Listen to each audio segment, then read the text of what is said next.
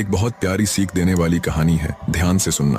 एक बार एक किसान था जो हर रोज एक बेकर को घी बेचता था। एक दिन उस बेकर ने सोचा, क्यों न इसे तोल कर देखा जाए, कहीं किसान कोई गड़बड़ तो नहीं कर रहा। तोलने पर घी की मात्रा कम थी तो बेकर किसान को लेकर राजा के पास पहुंचा और सारा किस्सा कह सुनाया। राजा ने किसान से पूछा कि तुम घी को तोलने के लिए किस माप का इस्तेमाल करते हो। किसान ने हाथ जोड़कर कहा, महाराज मेरे पास कोई माप नहीं है, मैं तो अंदाजे से घी को एक पुराने तराजू में तोल कर देता हूँ। राजा ने पूछा, वो कैसे? किसान ने कहा, महाराज मैं इस बेकर से घी देने से भी बहुत समय पहले से 1 किलोग्राम ब्रेड खरीद रहा हूँ और घी देते समय मैं उस पुराने तराजू में एक तरफ इससे लिए हुए ब्रेड रख देता हूँ तो दूसरी तरफ घी। किसान का इतना कहना था कि बेकर को काटो तो खून नहीं। राजा सारा मामला समझ चुका था। उसने बेकर को किसान को हर्जाना देने के साथ साथ कारावास की सजा भी सुनाई। दोस्तों, जीवन में आपको वही मिलता है जो आप दूसरों को देते हो, इसलिए कभी किसी को धोखा देने का प्रयास ना करें।